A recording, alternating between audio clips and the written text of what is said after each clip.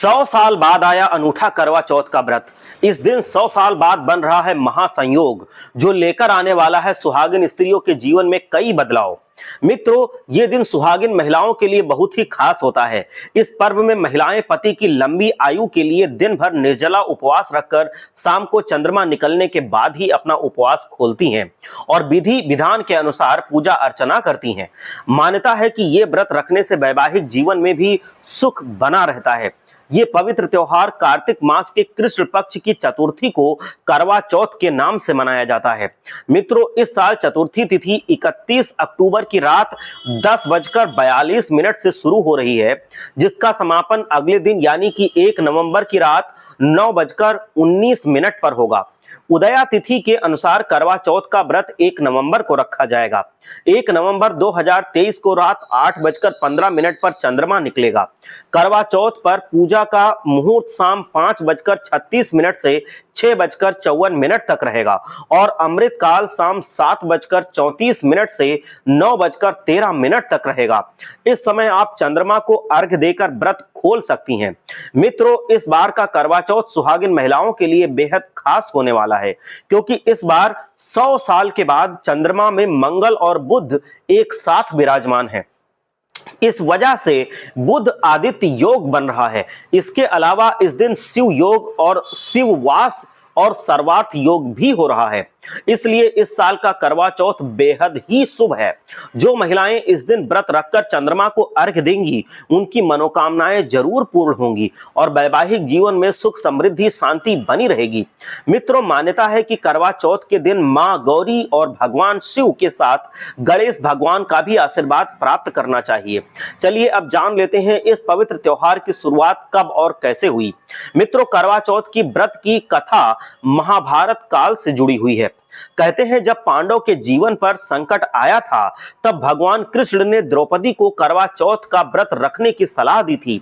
इसके बाद द्रौपदी ने पूरे नियम के साथ करवा चौथ की पूजा की और इस व्रत के प्रभाव से पांडवों के जीवन के सभी संकट दूर हो गए। एक दूसरी कथा यह है कि एक बार देवताओं और असुरों के बीच बहुत ही भीषण युद्ध हो रहा था।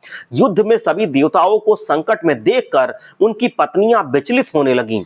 इसके बाद वो सभी भगवान ब्रह्मा के पास पहुंची और उनसे गुहार लगाई। तब ब्रह्मा ने उन पत्नियों को करवा चौथ का व्रत रखने के लिए कहा। सभी ने कार्तिक माह के कृष्ण पक्ष की चतुर्थी तिथि को करवा चौथ का व्रत किया। करवा माता ने देवताओं के प्राणों की रक्षा की और वो युद्ध में विजयी हुए। उसके बाद से ही करवा चौथ का व्रत रखा जाने लगा। दूसरी पौराणिक कथाओं के मुताबिक एक ब्राह्मण के 7 पुत्र इकलौती पुत्री वीरावती थी। 7 भाइयों की अकेली बहन होने के कारण वीरावती सबकी लाडली थी। सभी भाई उससे बहुत प्रेम करते थे। बहन की आंखों में एक बूंद आंसू तक नहीं देख सकते थे। कुछ सालों के बाद वीरावती का शुभ विवाह संपन्न हो गया। वो एक ब्राह्मण युवक के साथ हुआ। विवाह के बाद जब वीरावती मायके आई तो उसके अपने 7 भाभियों के साथ करवा चौथ का व्रत रखा, लेकिन शाम होते होते वो भूख और प्यास से व्याकुल हो उठी। अपनी बहन की ऐसी हालत देखकर सभी भाइयों ने वीरावती को खाना खाने के लिए मनाने लगे। वीरावती ने कहा कि चंद्रमा को अर्घ देने के बाद ही अन्न और जल को वो हाथ लगाएगी। चंद्रमा के जल्द नहीं दिखने पर भाइयों ने तरकीब खोजी और एक भाई ने पेड़ पर चढ़कर एक दीपक जलाकर छन्नी की ओट में रख दिया। दूर से देखने पर वो ऐसा लगा कि जैसे चांद निकल आया हो। फिर एक भाई ने आकर वीरावती को कहा कि चांद तो निकल आया है, तुम उसे अर्घ देने के बाद जल और भोजन ग्रहण कर लो बहन। बहन ने हंसी खुशी चांद को देखकर अपना व्रत तोड़ दिया। अर्घ देकर खाना खाने बैठ गई। उसने जैसे ही पहला टुकड़ा मुंह में डाला तो उसे छींक आ गई। दूसरा टुकड़ा जैसे डाला, बाल निकल आया। उसके बाद उसने जैसे ही तीसरा टुकड़ा मुंह में डाला, वैसे ही उसके पति की मृत्यु की खबर आ गई। इसके बाद वीरावती के भाभी ने सारा माजरा बताया कि उसके साथ ये सब क्यों हुआ। करवा चौथ का व्रत गलत तरीके से टूटने के कारण देवता उनसे नाराज हो गए। वीरावती रोने लगी, देवताओं से अपने पति को जीवित करने की प्रार्थना करने लगी।